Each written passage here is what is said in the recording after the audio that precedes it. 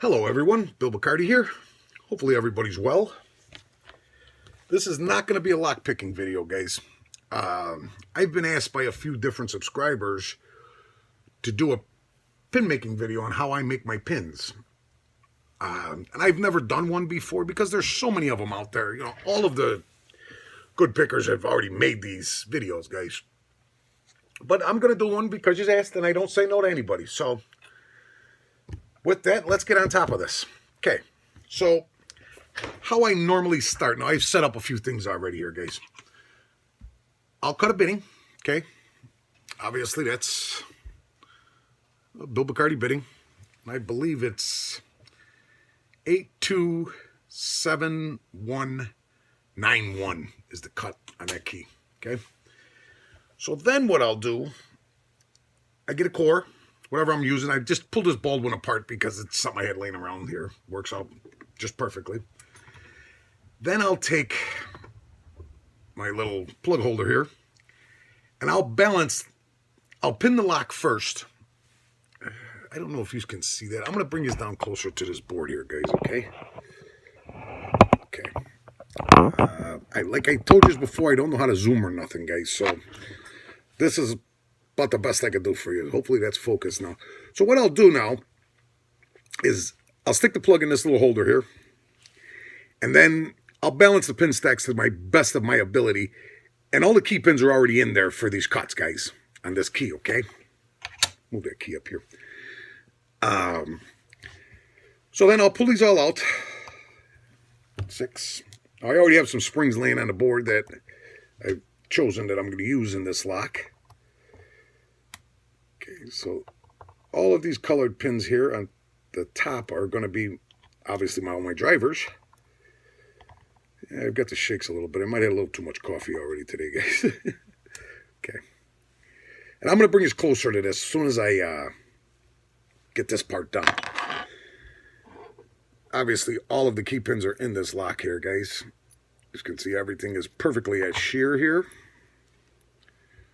Okay. I don't even know what a camera is on this phone here. Oh, there. Okay. Okay. So then I'll dump these. That's pin 1, 2, 3, 4, 5, and 6. Then I kind of decide what I want to do to the plug. You know, do I counter mill it? Obviously, counter milling isn't going to help me in any of the tall pins here. So those normally, I kind of serrate most of those. And then I'll thread the chambers that those correspond with in here, in this plug. So my short pins are number 2, number 4, and number 6.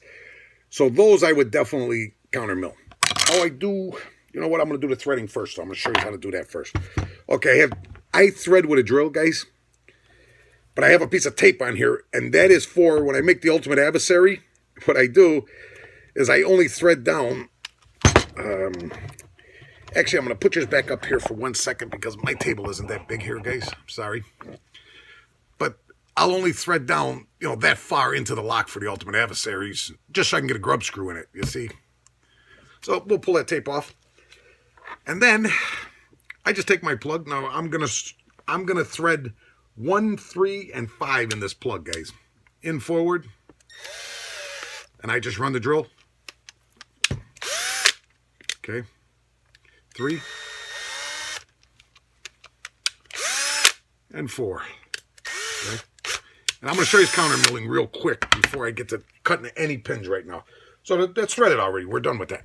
Okay. With the threading, at least in this part. Now, for my counter milling, I'm going to show you, but I'm going to have to bring my little drill over here.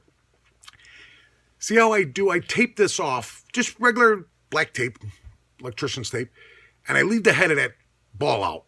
Because I like to be able to get right to the edge of this plug like this and just run that all the way around. And that will hold you from slipping way down into this plug. Okay, I'm only going to counter mill 1 chamber in this for you. But I'm going to pull my little drill up over here, guys.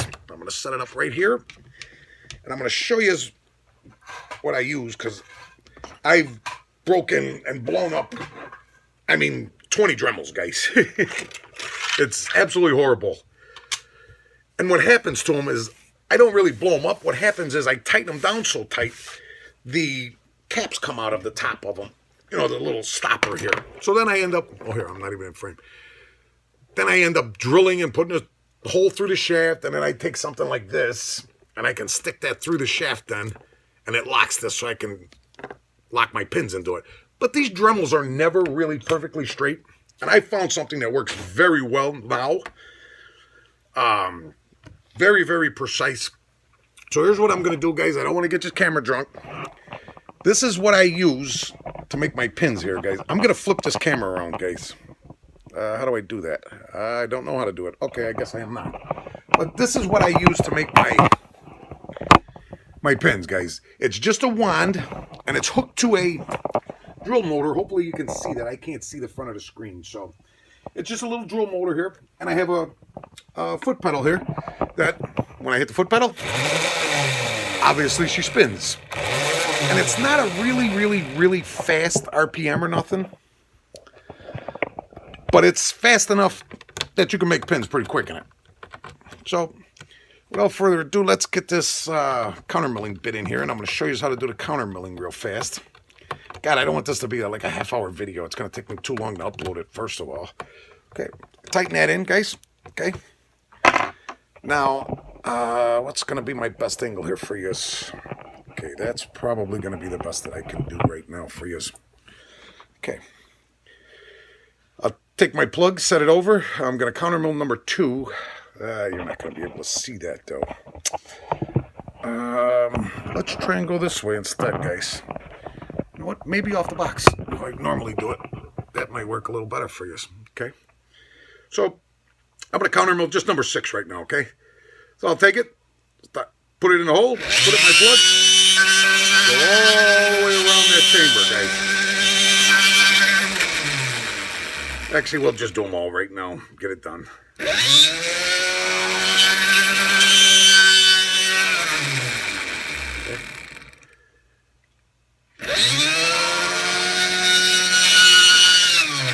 Okay.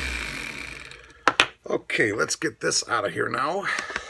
And then we can get a pin locked in there, and I'm going to show you the chamber plug right now, guys. Okay.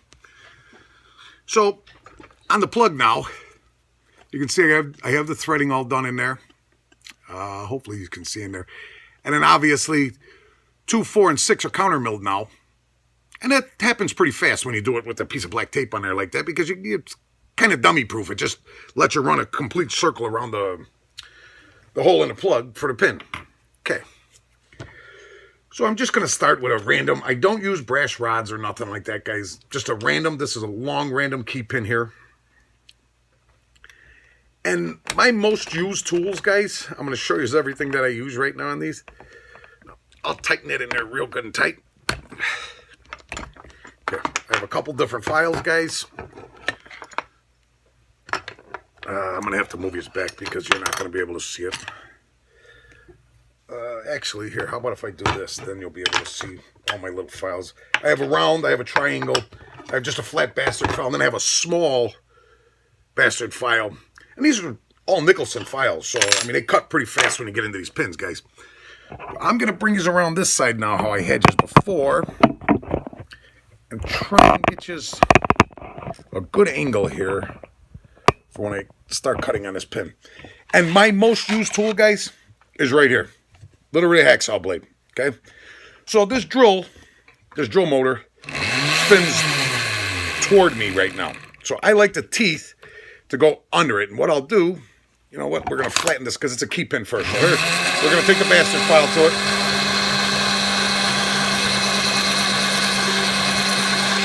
Flatten the tip of that pin. And we're going to make a serrated out of this one.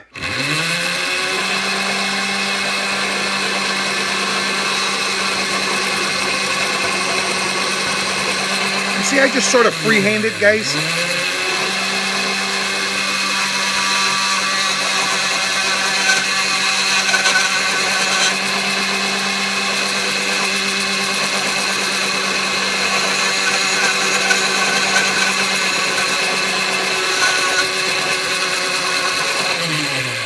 I try and get them all down to about the same depth. Then regular piece of sandpaper, emery cloth, guys. Clean that edge of that pin up real good. So it's not too sharp, because once you get in that threading in there, you're never going to get that pin to slide up and down in there, guys. Oh, there's the first serrated, guys. Focus here. Here, you know what? Let me put that in a pair of tweezers. What did I just do with my tweezers? Right there. And I'll show some of these on the board afterward, guys. Here. Can't tell if that's focusing or not.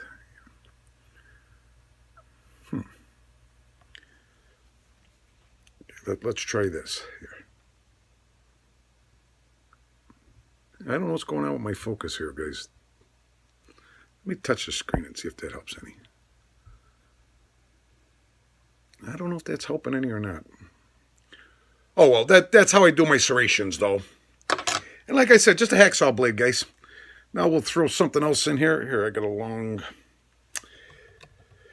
pin here, and I'll do, you know what, I'll do a serrated spool on this one, guys. And how I do that, I'll start with the hacksaw blade.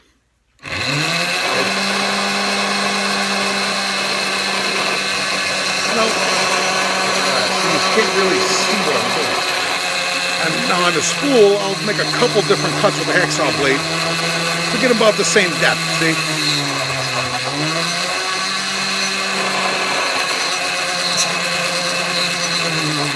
Then I come in with this little tiny file here. Now remember, it's spinning toward me, so you want to kind of push away from you with the file so you get the good cut. We're actually going to make this into a step-down spool. A little different. Real sharp head on it.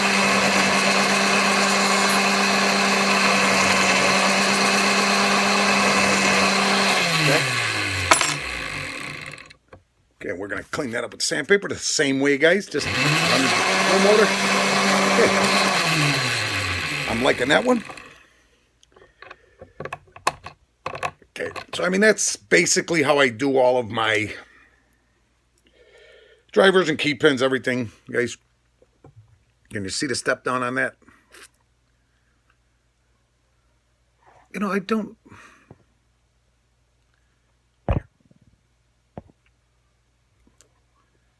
know what's going on here, why it won't focus, but geez, that's about the best I could get for you guys. I'm sorry. I told you my camera work really sucks. Okay. So those are a couple of how I start making them. Now, when I do a pin-in-pin, guys, what I'll do, I'll put the pin inside the drill motor here. Drill wand, I'm sorry. Okay. Tighten them in. Now, I'm not going to go all the way through this because then I'll make sure that this edge on this pin is perfectly flat, guys. Okay. That I just use a big bastard file for. Then I have some really skinny, I believe these are 3/64 drill bits. Excuse me. And I just take a pair of pliers, put the head on it. Get down, start the motor. My fingers are going to be in the way before I get started here, okay?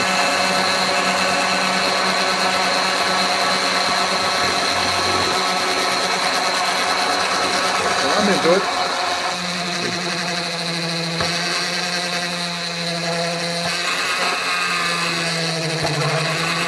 Okay, so I'm through that already, guys, okay?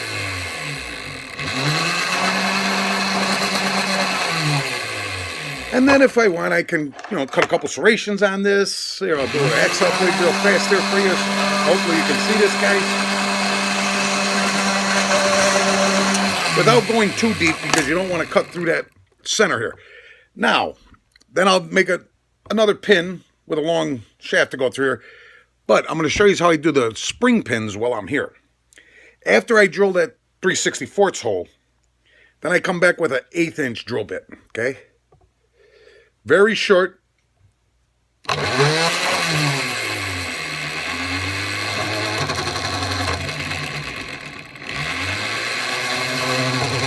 Okay. Now what that does, I'm going to clean this up with some sandpaper, guys.